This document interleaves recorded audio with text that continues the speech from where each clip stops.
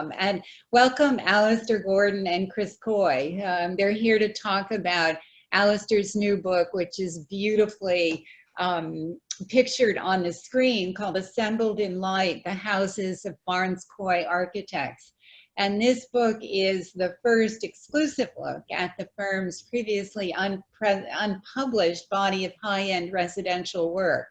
And a special delight to us, for those of us who are here in the Hamptons, which is probably most of you, most of these houses we know them, we recognize them, or they at least exist in the Hamptons. And it's really a delight to have a gorgeous book on display, but also really stunning houses in our midst. So Alastair is an award-winning author, critic, cultural historian, and publisher. He wrote for the New York Times for more than 20 years on architecture and the environment.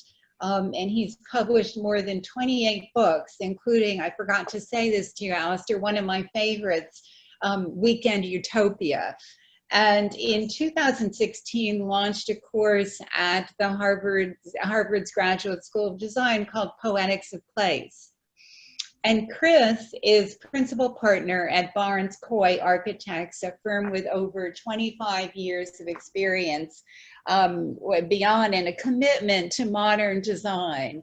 His business partner and lifelong friend, which I'm sure he'll talk about this, Rob Barnes, sadly died 2 years ago. And I'm quoting here from Chris's preface in the book. He says, Barnes Coy Architects continues to be committed to innovation and the creation of harmonious domestic spaces that celebrate light and the elegance of a modernist sensibility. I love that quote, which is why I repeat it, and I've written it several times in our little shelf talkers. So without further ado, I will turn it over to Alastair and Chris.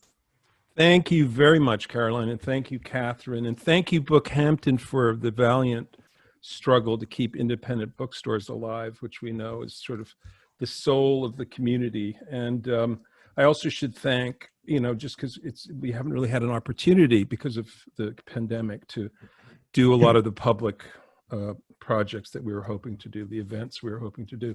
I want to thank everybody at Rizzoli, Barbara DeVries, my publishing partner, and my wife at Gordon DeVries Studio, who designed the book, Pilar Veladas, who wrote a beautiful foreword, and Michael Mundy, who did about 90% of this is a great story for Chris and I, because we go back, as we were telling Caroline earlier, more than 50, kind of shocking to say this, but more than 50 years as friends. So this opportunity to not only work with a close friend, but celebrate another close friend, as she mentioned, Rob Barnes, who passed away 2 years ago. So in a way, the book became, and working on the book became, a form of memorial for our old friend. And not only was it great to work with Chris as a buddy, but I also have always really admired their work, and to see them kind of begin to formulate this idea of who they were in terms of architectural history and theory, and really put their work together for the first time was, has been a total treat. So I want to introduce Chris now, and just, let's talk a little bit about, how the book came to be.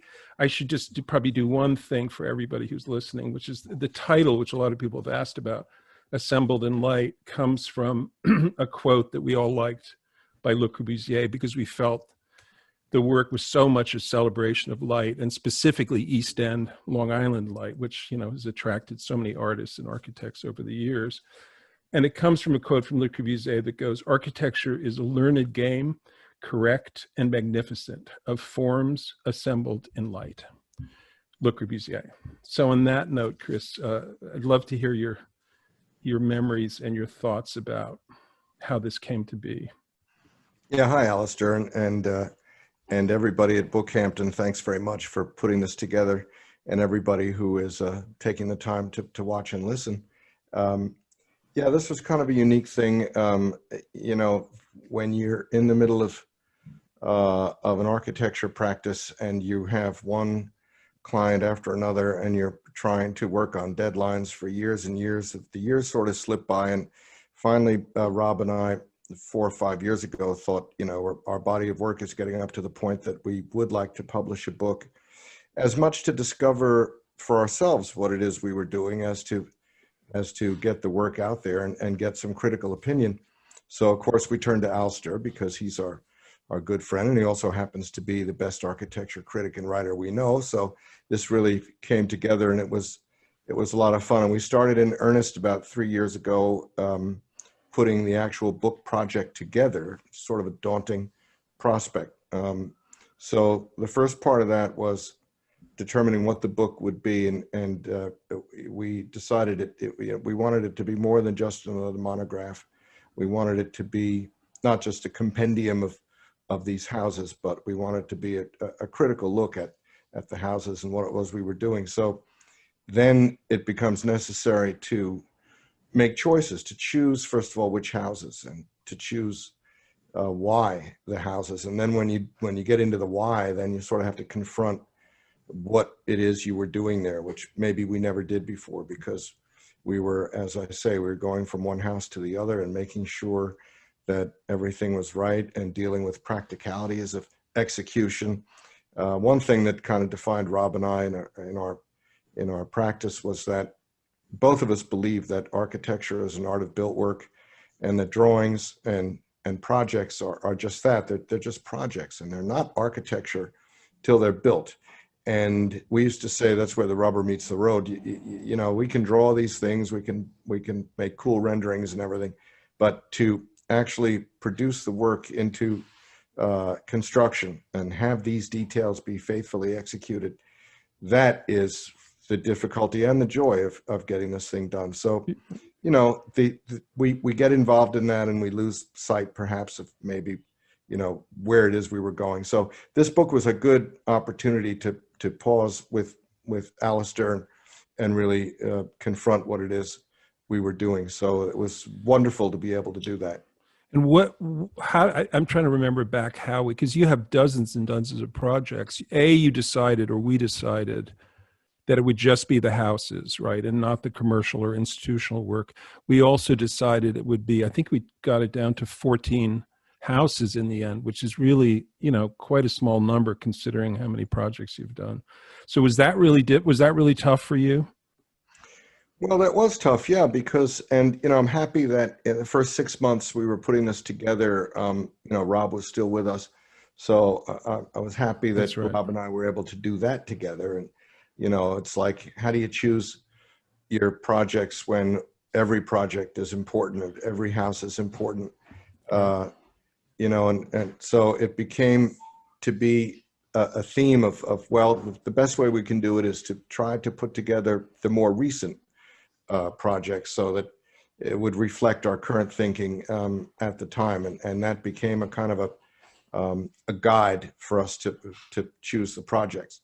And some of them were actually so recent, we held up the book actually for a month or two. You know, I'm thinking of the Oceanfront project in Amagansett. We actually had to hold the books till it was totally done and camera ready, because we wanted to show where we're going with this, with what we've been doing. And we do have at this point several hundred projects. So I guess, Alastair, you want to, do you want me to talk about what you have on the screen, or you want to ask me? Let's just go. I'd just like to say that it was also, I'll go slowly through this and we'll start to talk about the specific projects, but it was also kind of an adventure because I think you made the right choice, which a lot of architects don't, and it's expensive and it takes a lot of time, but you made the choice of reshooting most of the projects in the book. So we hired a very, very good architectural photographer named Michael Mundy, who's just got a, you know, very, very kind of almost emotional style of shooting. He only works with natural light. And we really went all over the place. I mean, we went to not just all around the Hamptons, but we went to the swamplands of Georgia. We went to the high desert of California, which you see here is a house in Palm Springs, the coastal jungles of Costa Rica, and the even more exotic hinterlands of Westchester County.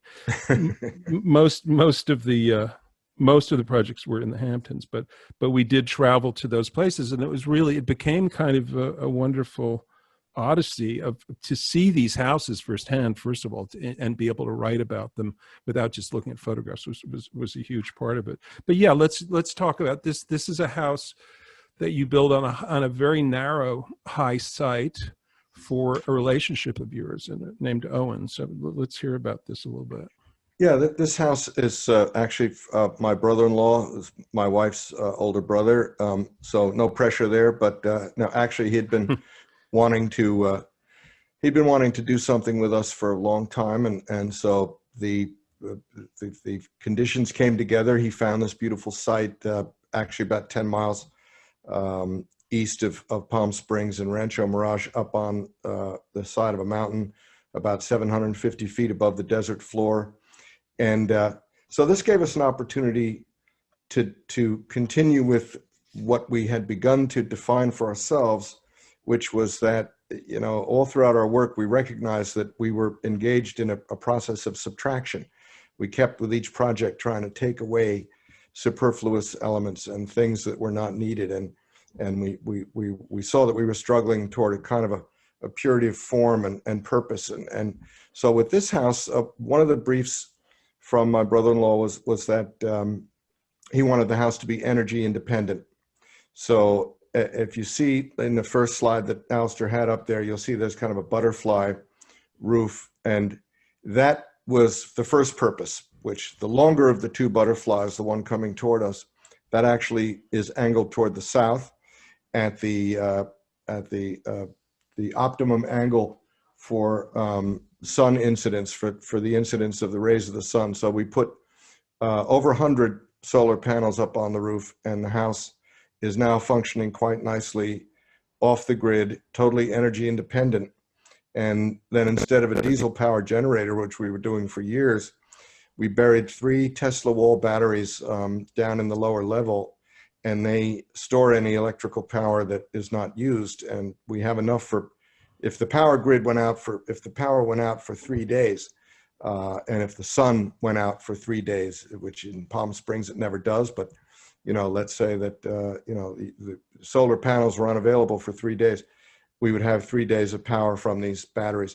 So I check in, of course, frequently with him, and he told me recently that he hasn't had an electric bill since January. Wow. So, I mean, while that's nice, what it does for us is it reinforces this sort of a purity of purpose that when you are true to that, it can result in some very beautiful forms, which I think this butterfly roof is just so simple. We find it to be very beautiful. Chris, explain this colonnade that we're looking at, the purpose. I mean, it wasn't just a beautiful idea. It sort of came out of your interest in Italian rationalism. I know that, and yes, kind of a mix of modernism and classicism, which is, you know, in your own kind of combination. What was the purpose of the? Well, the Italian staggered, yeah. I mean, that grew out of the Italian futurists, and Italian rationalism really got going in the 30s. But you know, it's a pure kind of modernism that has recollections of classicism, which I think would be obvious to almost everybody. But how we used it here was that in the desert, you have to control the sun and you have to control the light, and the best way to do that is with massive masonry forms. Right. So you'll see that this house is concrete, and so these massive piers, they face the southeast and the east, and so as the sun comes up, it's very, very powerful, and of course it's coming in sideways because it's still low in the sky. So we had to control the light and control the heat, and then we began to see that with using this kind of form, we could use shadow as one of the materials. And we could use light as an actual material. So you'll see that the distances there, they are responding to the Fibonacci series of numbers. So as they go down toward the lower part of the slope, they get closer, and as they go out toward the horizon, they get wider apart. You're also echoing with that scissors configuration. You're echoing those mountains in the background too, which yes, that too. So as we stood, and it's hard to see from this angle, but when you stand directly in front of it, and the house is directly to the west of you. Those two mountains to the west of the house form this natural butterfly thing. So we were kind of riffing off that as well. And then we should go back to the Hamptons now. Let's move on to move Watermill. Yeah, Watermill. So this is one of the first houses of the new houses I saw when we were first working on the book. And as you approach it from the beach, you see this sort of, it looks like a one-story pavilion, but then you go around the other side. This is the site plan. So explain this a little bit, in terms of Chris and Rob's approach to, carrying on the modernist tradition, especially one that's been very well imbued in Long Island that I wrote about a lot in Weekend Utopia.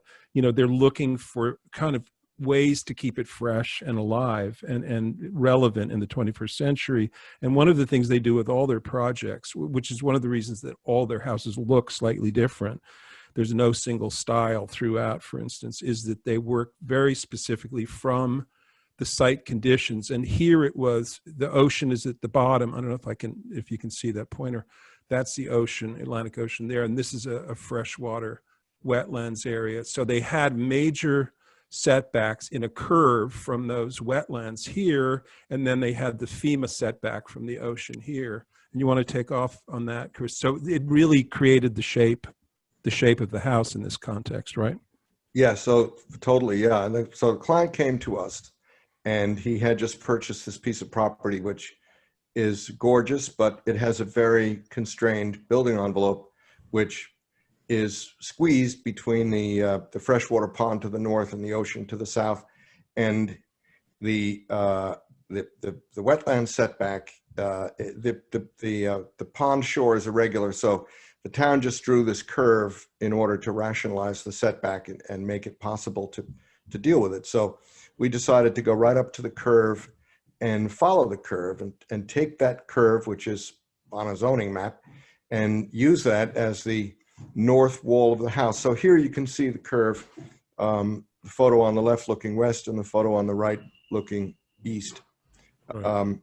And it's a subtle curve because the house is very long.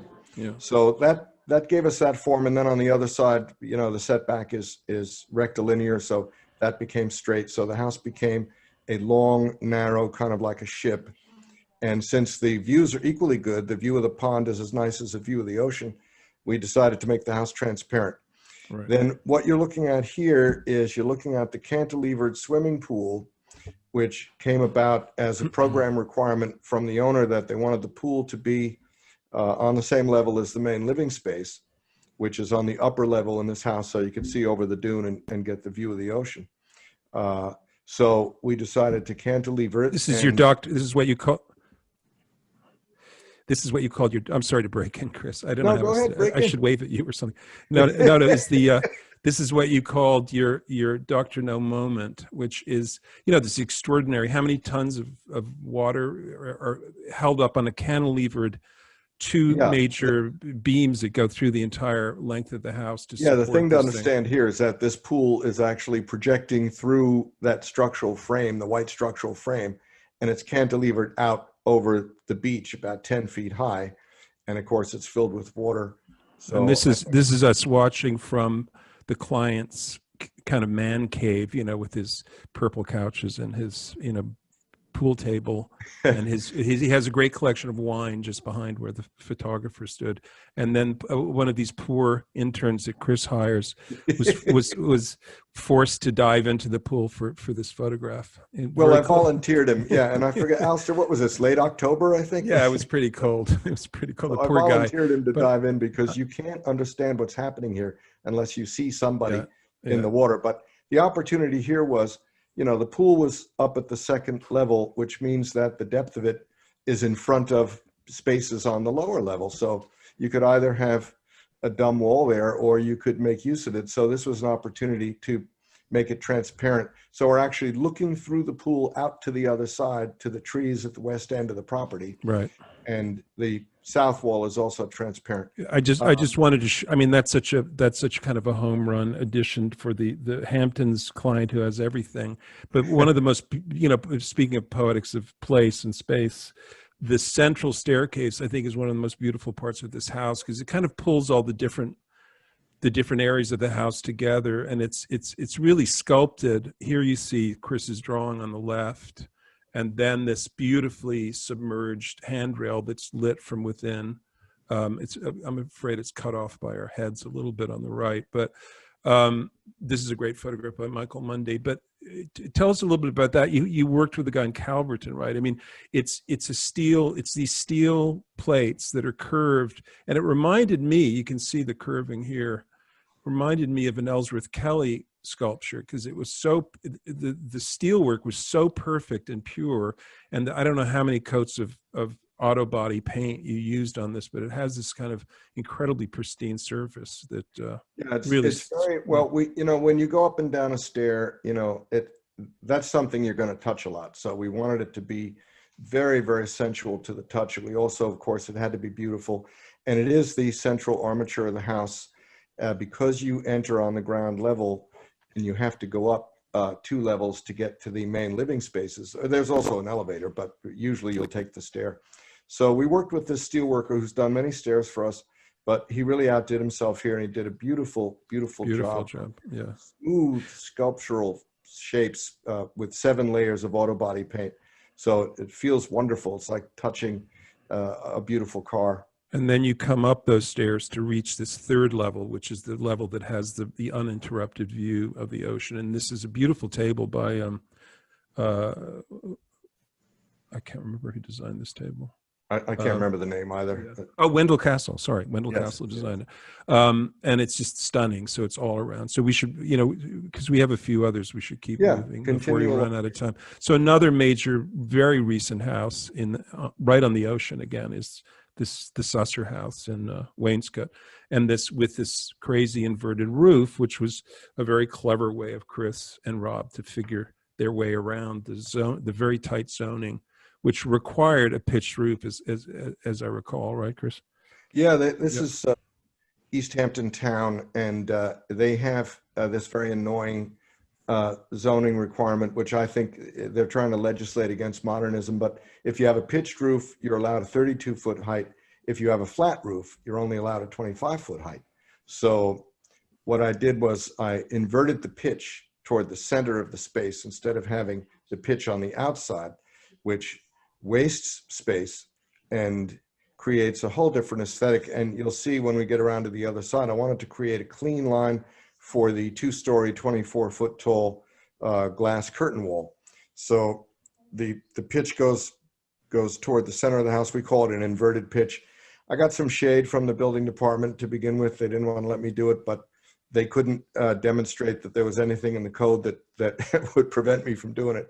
So we were able to do it, and it really makes this house work. That's what it looks like on the inside. Looks like inside, yeah, which is extraordinary. It's clad in teak, which becomes a conversation piece, and it also leads your eye up toward the horizon as you look out toward the top of the glass curtain wall. The other thing that I admire about this project is this is the best picture of it really, is that instead of using a very kind of monolithic mass of I don't know, what's the square footage of this, like 20,000? This is about 11,500 square feet above ground. So instead of some massive thing, they broke up really into a little village almost of 3 pavilions connected by this long, narrow gallery here. So it just gets a feeling of almost like 3 old beach houses, connected together, which I think really works.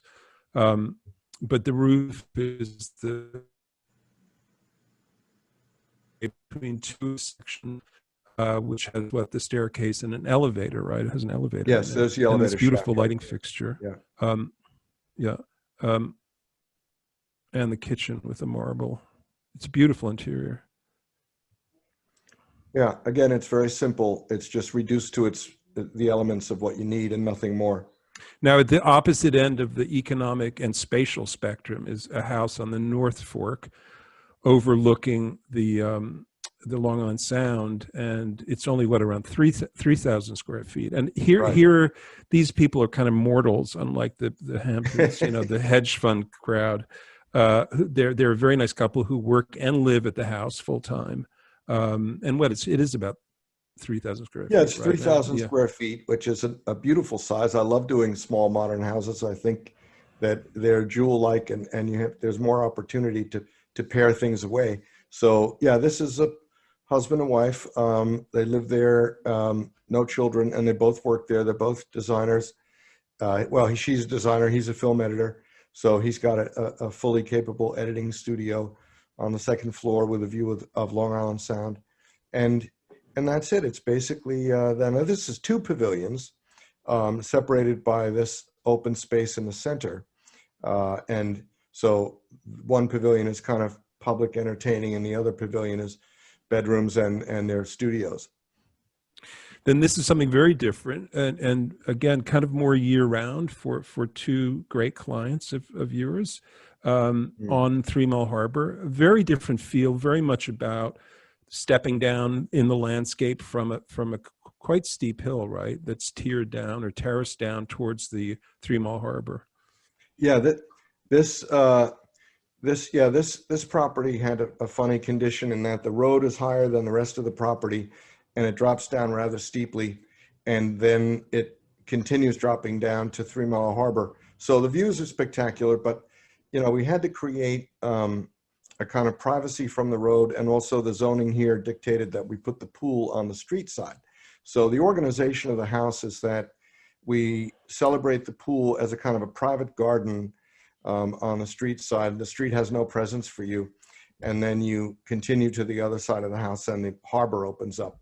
And that's it. It's an extremely simple organization. But it's beautiful the way you worked very closely with Thomas Waltz, I think, right, the landscape architect, yes. Yeah. Sort of integrating the architecture with the landscape, which we say that a lot, but in this case, it's really true. And here's this entryway where you have this sort of vectoring of the space, so you allow the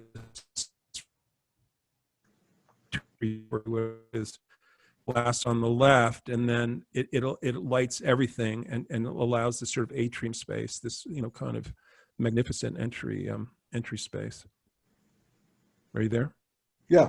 Okay. And this also expresses one thing we like to do, which in order to express a high curtain wall without interruption, you have to peel back the second floor package and even the roof package, which we did here to a certain extent. So that view shows how we peeled back the second floor so that the curtain wall is expressed up to its full height. I think this one is 22 feet.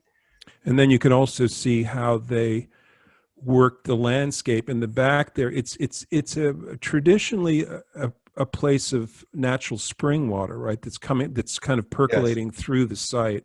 So you can see there how Chris and the landscape architect kind of worked this idea of the springs coming through that retaining wall into the pool, and then there are other terraces and levels going up back towards the street there, and it comes right through that space, the living space, and looks out towards the water views. Oh, sorry, and I don't want to rush to that yet. And with the staircase, I just love the shot of the staircase. I didn't want to miss that. Yeah, dead simple. And then here's one of your favorite and my favorite projects, and it's in this crazy coastal swamplands of Georgia. And here's a shot from out in the swamp in the walkway, looking back. Yeah, this is actually on a barrier island in southeast Georgia, about 55 miles south of Savannah. Very, very unusual place to try to do a house like this. There's nothing else anywhere around, I think, in the whole county that looks like this. But the clients live in Hong Kong. They contacted us from another house they had in London, and we went over to London several times for our design meetings. And we determined that the thing here was to, first of all, protect the house from the periodic flooding, which happens when you're in a barrier island. So you can see that we raised the house up off the ground. And the second thing was to use the materials found in this location to make this house really of the area. So in that area, cypress is the dominant species of tree. So these are large cypress trees that actually are the structure of the house, and they continue up through the interior spaces, as you'll see in some of the other photos. Yeah, there's my first sketch of the house. Yeah. And then the siding is all milled up from cypress trees. So all of this stuff was harvested in the surrounding swamps here. And then the only thing that touches the swamp is this stone cube from which the cypress wing, if you will, takes off from the stone cube, because stone doesn't rot. Right. So an interesting thing. Yeah, you about can just see it in. You can just see it in the back of this photograph. Yeah, you can see the stone stone coming down to the swamp there. And what is that? What is the underbelly kind of undercroft area used for? Well, that's what we call the landing gear. Yeah, that's a screen porch that Right. you get to from the inside of the house, and then there's a little ladder there that you can pull up after you. Right. Because I should mention that there are some serious critters who travel across this property. And when Rob and I first went down to look at the site, it was, of course, just totally wild. And we were met on the dirt road into it by this guy with a gun and a dog. And we thought he was the surveyor. He said, "No, I'm not the surveyor. I'm just here to walk the property with you guys." And I said, "Well, what's with the gun? What's with the gun, man?" And he said, "Well, there are alligators who can run faster than you can, and there are wild boars that come crashing out of the undergrowth who can run much faster than you can, and I'm here to protect you from that if it happens." So we stuck pretty close to that guy. But anyway, that actually informed us as to what kind of design parti we should take, and we thought, lifting the house up above the floods and above the critters was a good thing to do. And I think you can see how it sort of works with the countryside, that the cypress weathers, and we think that it looks totally at home there. Yeah. So, and they call it, just in case we forgot to say it, they call it the swamp thing. yeah, for lack of a better word. But I love the way you use the cypress logs, and they go all the way. I'm sorry, I don't have a photograph of the interior, better photograph of the interior, but they go all the way through. And I love the shot on the right. So that's the dining room looking out over the swamp. And an amazing view, an amazing place that these people come and want to spend their vacation in the middle of the swamp. This is the last project we're going to show, and one of the more spectacular. This is an early sketch I found that Chris did early on, and it's in the Pacific coast of Costa Rica, the Papagayo Peninsula, right? Is that correct? Yes, did I say that's it right? it. Yeah, Yep. yeah. So here it is from the an aerial view. You can see all the solar panels, and this this incredible sort of axis that penetrates through the arc of the house and goes directly to the west, right, Chris? Yes. And yeah, it sort of penetrates the thing, and that's the curve is following more or less the curve of this cliff, and then you'll see. Imagine walking through the walkway, and then when you go to this shot, that's the street side of the house, and then you come through that curving wall, and you're out on this kind of bridge to nowhere that points directly at the setting sun. Yeah, and that's a suspension bridge. You can see the splayed V columns there with the suspension rods.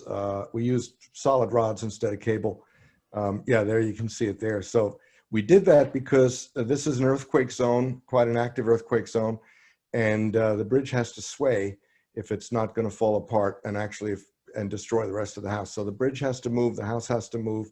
The whole thing is designed to survive earthquakes. We experienced an earthquake during the construction. It was right after the pool was filled with water. The pool is 90 feet long. Yeah, there it is. And the land moved so much that all the water was dumped out of the pool down the cliff. You can see the Pacific there, about 300 feet below. And then the house snapped back into its proper position, and we just refilled the pool. There wasn't even a crack in it. So the Costa Rican engineers who engineered it were really fabulous. But this is a special place. We decided, instead of the owner had a requirement for a large house. It's about 12,000 square feet on 3 levels. But instead of putting it on top of the cliff, which almost every other house down there, that's what they do, we just built one low level to sort of enter the house. And then we dribbled down the cliff. We dug into the cliff as you go down into the other levels, so that it achieves maximum privacy and a maximum feeling of being surrounded by jungle and the protection of the cliff, and and focused on the Pacific Yeah, and the wildlife. it was the most exciting of this whole project was to be able to go down there and spend a few days. And what I found really kind of unsettling but wonderful about the house itself was almost as Chris said it, it survived a major earthquake and snapped back into place very quickly. So everything is kind of like rigged, almost like it's a sailboat. Everything is suspended, everything is on guy wires and some kind of, so when you go up the staircase, up and down to your bedroom or whatever, it's like the whole thing goes up and down as you walk. And Yeah. and as you walk out this walkway, and the classic thing is to have cocktails, at the end of the day, and everybody sits there and has their cocktail and judges the sunset, which is exactly because it's on the equator, right, Chris? It's virtually in the exact it's close place to the equator. yeah. So and then of course the most interesting part of it is, and this is not a shot of the architect, this is a shot of, oh, here, I wanted to show you that. Yeah, thanks a lot. This is the sort of wonder gallery sweeps through the body of the house and leads to the different bedrooms.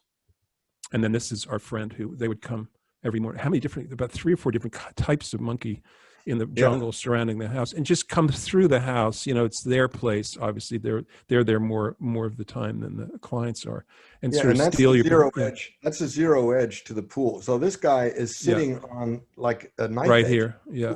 Yeah, right. Yeah, but it's a very beautiful thing to look at. The water is about the same color as the Pacific. It's an incredible integration of this very wild place with this beautiful, incredible view of the Pacific. And then this house that, reminded me of almost like a performance piece, because they have a guy there, I forget his name, Carlos or something, who lives there. And as the day goes on, he's constantly kind of pulling these pulleys and different lines and guy wires, adjusting, to protect people from the sun, or the pool or the walkway. It has a really kind of tensile, almost like one of those tensile geodesic structures by Bucky Fuller, that kind of moves with the time and the earth.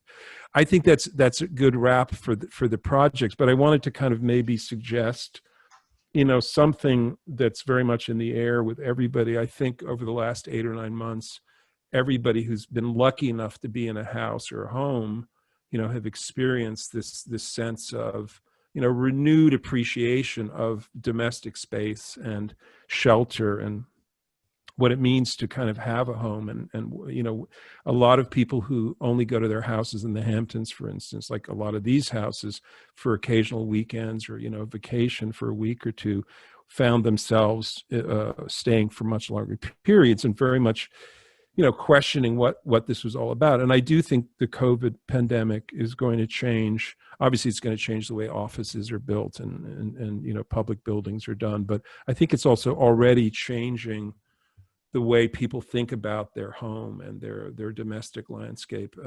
And I think, I hope for the better. I hope in a very good way. But Chris, you've already told me that you experienced some clients who've come back to you who love their homes, but now that they've spent so much time there, they're looking for, adaptations of, either more storage or things like that. What's been your experience?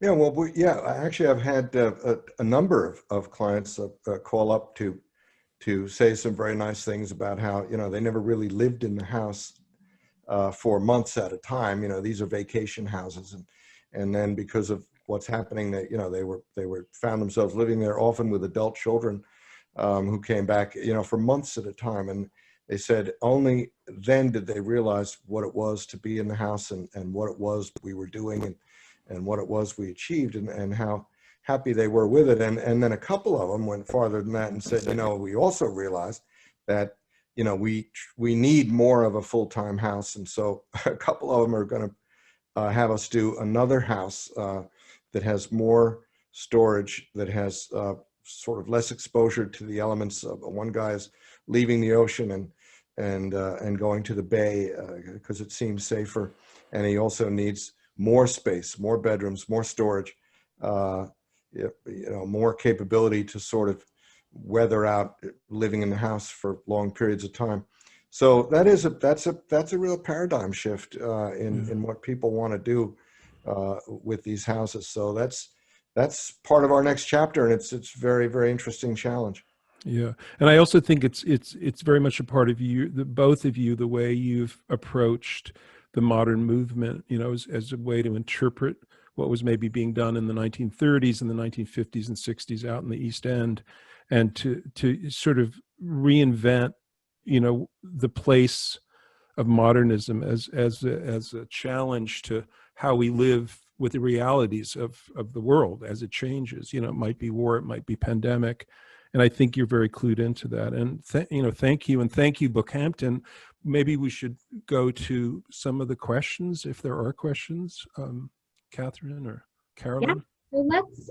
We do have a few audience questions, but I wanted to. I think that meditation on the moving interior that people have been experiencing since COVID is a really interesting one. And so I had a question of my own that I hope you'll forgive my ignorance on the architecture realm. But I'm really interested. I know interior design and architecture are different arts, but I'm really interested to hear, all of the homes in the photos do have interior design elements, have art, have mobiles, have couches, and I would love to hear both of your perspectives on how the architecture and the interior design speak to each other. Well, yeah, that's an interesting thing to talk about. So early in the process, we sort of informed the client that we intend to take control of what we call the interior architecture, because we don't see the architecture as stopping at the glass line. So we design a lot of things that are meant to be part of the house, a lot of built-ins, a lot of permanent forms that have to do with the architecture, and also define interior spaces. And then we see interior design as furniture, fabrics, and materials, decorative materials. Rugs, for example, very important. I mean, we have a lot of respect for that. It's part of it. But that's how we see that. We have to make a clear division of responsibility in that. And then the art, I mean, often there's an art advisor involved, but, again, we like to maintain, not because we're egomaniacs, but because we're very concerned about the final reading of the house. We like to maintain some authority over what goes in the house, even to the point of the art. And most owners really appreciate that, because they like to work with us on these things, and it results in a better project. Yeah, but you also, I think, have a very close relationship with a couple of interior designers who I think you might even mention. I mean, I think where architecture often is a train wreck, when it comes to interior design, is the architect signs off on, the envelope of the building, and then somebody completely different comes in, and there's no integration, there's no collaboration up to that point, and you often get a really kind of disturbing jolt, between the two. And I think Chris and Rob worked out some relationships early on that are very sympathetic. Yes, we did, and sometimes, like in this house on the screen here, the owner was actually the interior designer, and we went with him several times to Europe, twice to the shows at Milan, to buy stuff, to look at stuff and to buy stuff. And he's actually very knowledgeable, kind of a would-be architect, and very fun to work with. And then, yeah, we've developed relationships over the years with Julia Roth, for example, and Pembroke and Ives and Kelly Behoon. These are people that have a very architectural view of interior design and work with us very well. And we don't always agree, and that's good, because that makes the process richer. But most of the time we do. And these are people that we've also traveled with, and to choose things, and also just to go to these sites. And so I'd also say that you have this. Almost, I didn't say it earlier on, and I should have, this almost obsessive attention to detail. And Chris, I remember when, we were teenagers, Chris was obsessed with, motorcycles, airplanes, everything mechanical. And I think this really came into, this attention to detail and how things work, combined with Rob's almost religious sense of the intuitive and the kind of the poetry and magic of architecture, and the poetry and magic of light, especially, you know, in space, and how light filters through space. And then Chris had this much more, very much thing spilling into his face. And I think that's why they work together so well, because they sort of have both these sides. And that continues into, you know, this use of, a lot of artisans have worked with them on these houses, and we didn't really have time to show some of the wonderful work that was done by young artisans who, you know, Chris gives, you know, quite a lot of leeway to, you know, to come up with ideas, and they work very closely together. It's, again, it's not like, you know, this abstract person that comes in from the outside and does something, but from the very beginning, they're thinking of how do you collaborate with artists and artisans. And I think that's distinguishes their work in another way. Yeah, well, and I bring it up because I think in many of the photographs you've shown this evening, Alastair, that really comes through and makes this, you know, monograph stand out in ways that others might not. That the interiors are just as stunning as the exterior. Yes, absolutely. So you both mentioned Rob a little bit, and so that leads me to our next audience question. That Chris, you know, you talked a bit in the intro about this book being an homage to your late partner. Could you talk a little bit more now about your working relationship and his influence on the book? Well, sure. Yeah, we also were friends since the age of 10. So we had a long history, which I think helps in any working partnership later on in life. But we had this history of trust and knowledge of each other's lives, and we took different paths to becoming architects, but of course we both became architects. And then we both worked for different masters of modernism. I worked for Charles Gwathmey, and Rob worked for Norman Jaffe. And you know, so then we came together in this firm. Now it's 27 years ago, and we knew what our project was going to be, and our project was going to create a residential modernism that expresses purity of form and the poetry of space, and that can sometimes be very complex. So that's what Alastair was mentioning. You know, I love to figure out details. It's the only way to get there. You know, Rob and I just had this wonderful way of working. When we set up our office, we have one big office we both inhabited, and across the center of it is a trestle table. And then we would work facing each other across the trestle table, drawing usually on the same piece of paper, and finishing each other's drawing, and me adding a line and then Rob adding a line, and literally working together on the same drawing, usually at the very beginning of the design when we're hashing out our ideas and trying to see what would work. And that is a very, that's a pretty unique way of working, because I saw in my time with other larger firms, partners working together, and they generally split their duties along much clearer lines. Like, you know, one guy was the design guy, the other guy was the finance guy, you know, the other guy was a construction guy. But we didn't do that. We shared everything, and we really shared the design. And, you know, a lot of these designs are worked out outside the office on an airplane or on a cocktail napkin, or, you know, somewhere where we would constantly talk about this stuff.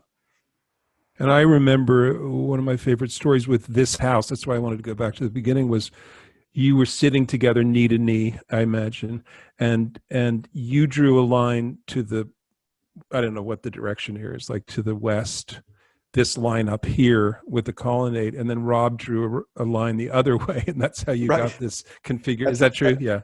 That's exactly what happened. Yeah, I drew the line ascending toward the right, and Rob drew a line ascending toward the left.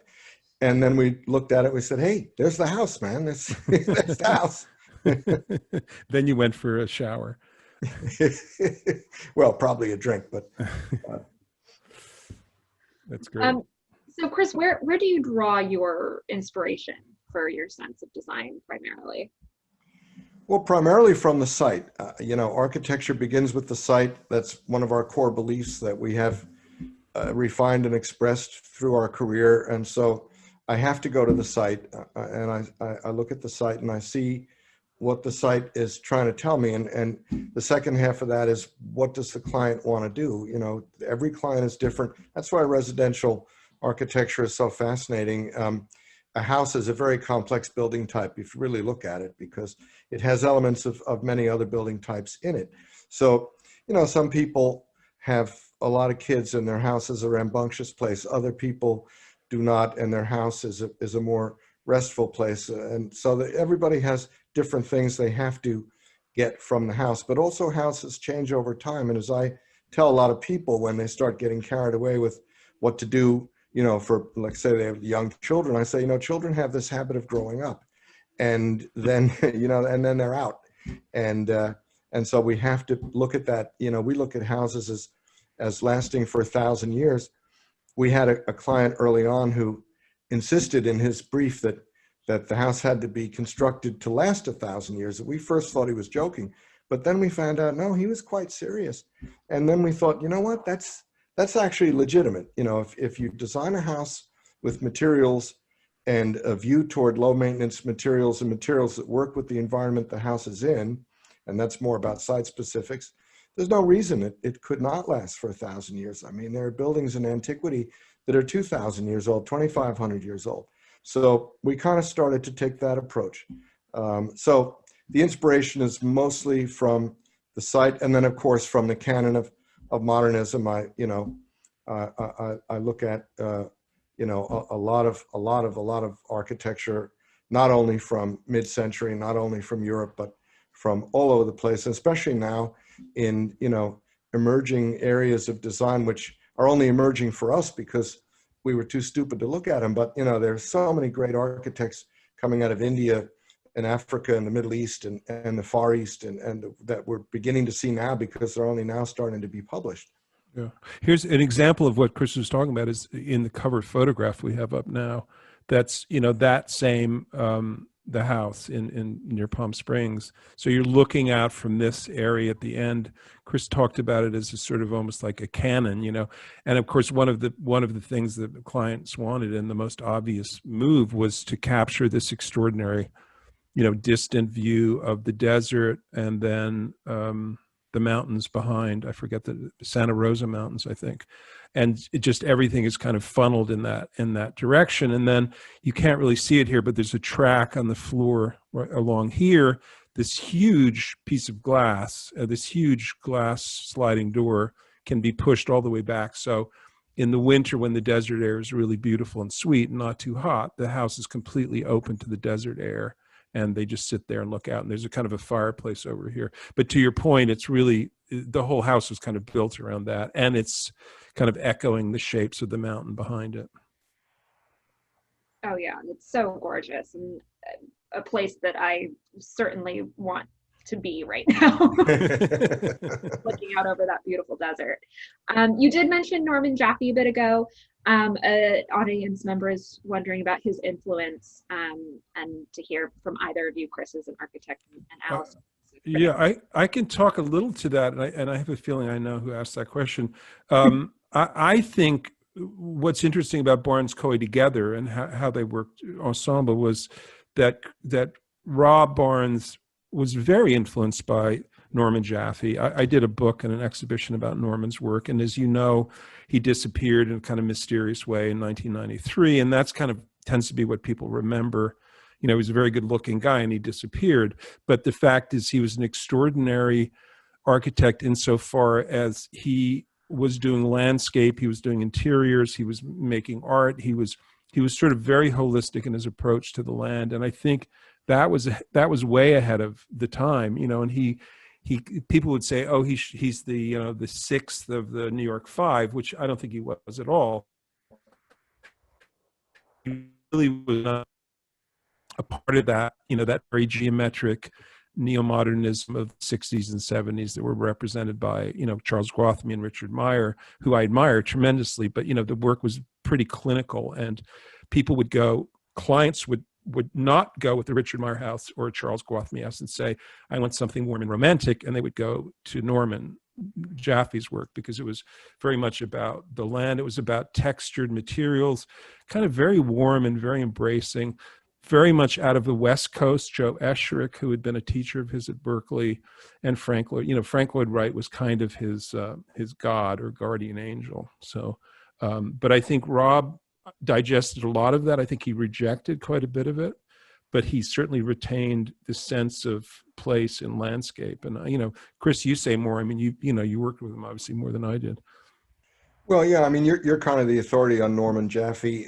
You know, I never worked for him. I met him a couple of times. You know, by the time Rob and I started our firm, Rob had not been with Norman for over 10 years. Right.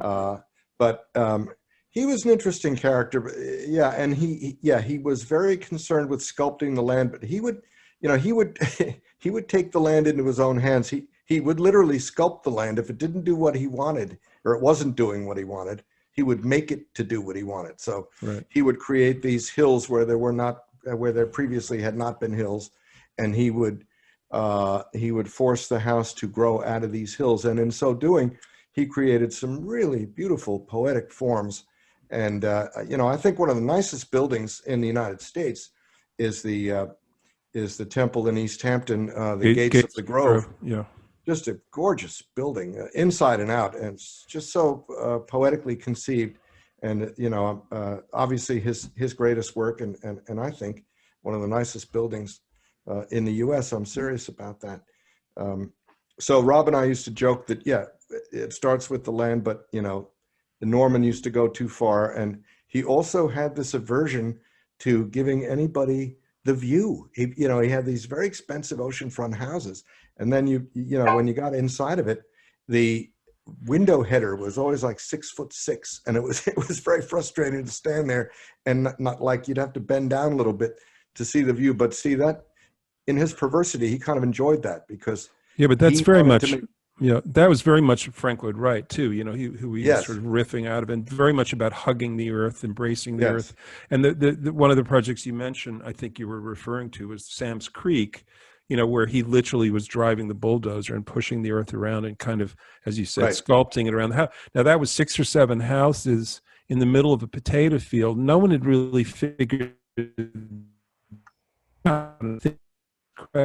Extraordinary that he created this landscape. That the houses were designed as, there wasn't a separation. They were actually part of the landscape and integrated to the landscape. And I think that's still, no one's done many projects, you know, with multiple housing that's quite as successful as that. You know, I think there's still I think a couple have been torn down, unfortunately, recently, but you know, that's a brilliant, I think, along with Gates of the Grove, as you said, and Sam's Creek are really two of his major projects. But yeah, he was a big influence, I think, on a whole generation.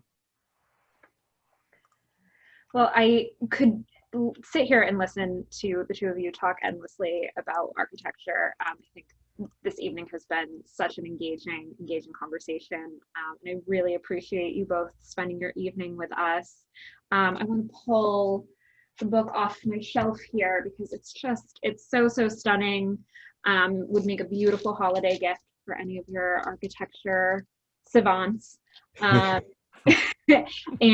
I don't want to make any promises, but I know, Chris, you are a Hamptons local, so there could be some, and I think, Alastair, we talked a bit about book plates, so there could be some signed copies in the future. Yes, there could. Yes, there could. So I'll come out and sign a bunch. Oh, wonderful. So I do want to thank you both again for joining us this evening. All of our guests this evening, I want to thank you as well for sitting in on this conversation. Links again to all 3 of our websites, Bookhampton, RJ Julia, and Wesleyan RJ Julia, will be in the chat box. And please purchase your copy of Assembled in Light. Thank you again for joining us this evening, and we'll see you next time. Thanks, Catherine. Thank you very much.